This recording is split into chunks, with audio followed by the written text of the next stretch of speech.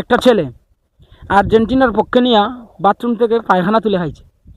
কি পরিমাণ জাহেল হলে এই সমস্ত কর্মকাণ্ড করতে পারে মানুষ? বা একটু চিন্তা করেন, যে জিনিসটা কুল্লু হারাম, পায়খানা মানুষের জন্য শরীরে রাখলেই কাপড় নাপাক হয়, শরীর নাপাক হয়, আর সেটা আপনি মুখে দিয়ে খাইয়া ফেললেন। আপনি কি পরিমাণ মেন্টাল, আপনি কি একটু চিন্তা করে দেখছেন মিয়া? আসসালামু আলাইকুম ওয়া রাহমাতুল্লাহি ওয়া বারাকাতুহু। সম্মানিত ভিউয়ার্স, আপনারা সবাই কেমন আছেন? আশা করি আল্লাহর অশেষ রহমতে ভালো আছেন। তো ভিডিওর শুরুতেই আগে একটা কথা জানিয়ে দিই, আপনারা যারা গালি দেওয়ার নিয়তে ভিডিও দেখেন, আপনাদেরকে আগেই বলতেছি, আপনারা ভিডিওটা না দেখলে আমি অনেক অনেক খুশি হব। আর যারা বলেন ভিডিওর কোয়ালিটি দেখে মন্তব্য করবেন, তাহলে সমস্ত ভিডিওটা দেখার জন্য আপনাদেরকে অনুরোধ করা হইল। তো আজকে যে বিষয়ে কথা বলার জন্য আসলাম, সেই বিষয়টা হলো, আপনারা হেডলাইনে দেখছেন, থাম্বনেলের মধ্যে দেখছেন, থাম্বনেলে লেখা আছে ব্রাজিল এবং আর্জেন্টিনা নিয়ে যারা অতিরিক্ত মাতামাতি করে তাদের মাথায় অনেক সমস্যা। এটা শুধু আমার কথা নয়, অনেক গবেষকদের কথা। কারণ ভাই দেখেন, ব্রাজিল এবং আর্জেন্টিনা এটা এমন একটি দেশ, যেই দেশের শতকরা 100% মানুষগুলো বেঈমান। আর তাদের খেলা নিয়ে আমরা বাংলাদেশে এত পরিমাণ মাতামাতি করি, ইসলামিক কোনো বিষয় নিয়ে আমরা এত মাতামাতি করি না। তো আমি একজন ইমাম সাহেব হিসেবে 100% বিশ্বাস করে বলতে পারি, ব্রাজিল আর্জেন্টিনার অন্যান্য ফুটবল খেলাগুলা, দেশদের খেলা দেখার জন্য যেই পরিমাণ মানুষ আগ্রহ নিয়ে বসে থাকে, ফজরের নামাজে এই পরিমাণ মানুষ আগ্রহ নিয়ে আসে না। আমার জানা মতো অনেক মুসল্লি, অনেক কারাম 3টার সময় খেলা দেখার জন্য প্রস্তুত, কিন্তু ভোরবেলা নামাজ পড়তে রাজি না। তো ভাই আমি তাদেরকে কেন বললাম মাথার সমস্যা? আপনারা যারা অনলাইন সবসময় ঘাটাঘাটি করেন, দেখেন, আপনারা অবশ্যই দেখছেন, গত 1 সপ্তাহ আগে মনে হয় একটা ভিডিও ভাইরাল হয়েছে, একটা ছেলে আর্জেন্টিনার পক্ষে নিয়ে বাথরুম থেকে পায়খানা তুলে খাইছে। কি পরিমাণ জাহেল হলে এই সমস্ত কর্মকাণ্ড করতে পারে মানুষ?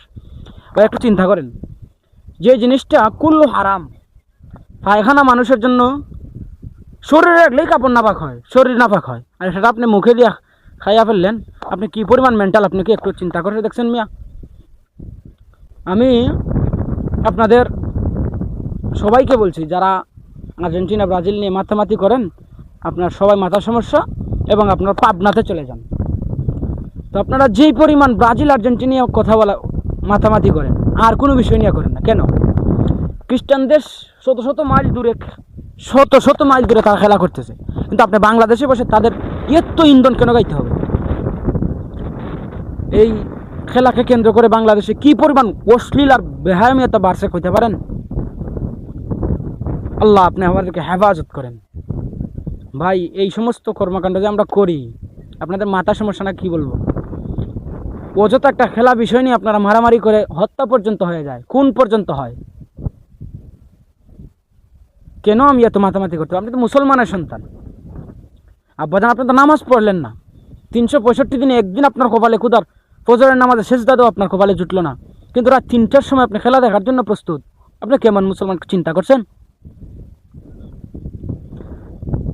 বৃদ্ধ মা বাবা যারা আছেন, পাকনা আলাপ করেন, গফ করেন, আপনার অমুক সন্তান ফ্রান্স, আমেরিকা, লন্ডন, কিন্তু আপনার সন্তান আপনার লাগা রুমের মধ্যে ঘুমায়, বছরে একটা দিন ফজরের নামাজ পড়লেন, আপনি তো একদিন তাদেরকে বললেনও না, ভাই বাজান আপনি নামাজ পড়লেন না কেন? আপনি কেমন মুসলমান একটু চিন্তা করেন। এই জন্য আমি বলছি, এই খ্রিস্টান ইহুদি দেশগুলোর সমর্থন নিয়ে যারা অতিরিক্ত লাফালাফি করে, তাদের মাথায় অবশ্যই সমস্যা আছে। যদি ভিডিওটা ভালো লাগে, আমার ভিডিও সবার কাছে ভালো লাগবে, খারাপ লাগবে, এটা যার যার ব্যক্তিগত ব্যাপার। ভালো লাগবে শুধু এমন না, আপনার কাছে যদি ভালো লাগে, যদি বুঝেন ভিডিওগুলো রুচিসম্মত, মানসম্মত, তাহলে আপনি ভালো কমেন্ট করে আমার পাশে থাকেন, যাতে আগামীতে এই সমস্ত ভালো ভিডিওগুলো আপনাদেরকে উপহার দিতে পারি। আর যদি মনে করেন যে ওনার ভিডিওগুলো আমার ভালো লাগে না, আপনি চ্যানেল থেকে বাইর হয়ে যান, আপনার থাকার কোনো দরকার নেই। তো অবশ্যই যারা ভিডিওটা দেখছেন তাদেরকে অনেক অনেক মুবারকবাদ, ধন্যবাদ। ভিডিওটা সবাই, আবার বলতেছি, ভিডিওটা সর্বোচ্চ শেয়ার দিয়ে সবাইকে দেখার সুযোগ করে দেন। আসসালামু আলাইকুম ওয়া রাহমাতুল্লাহ।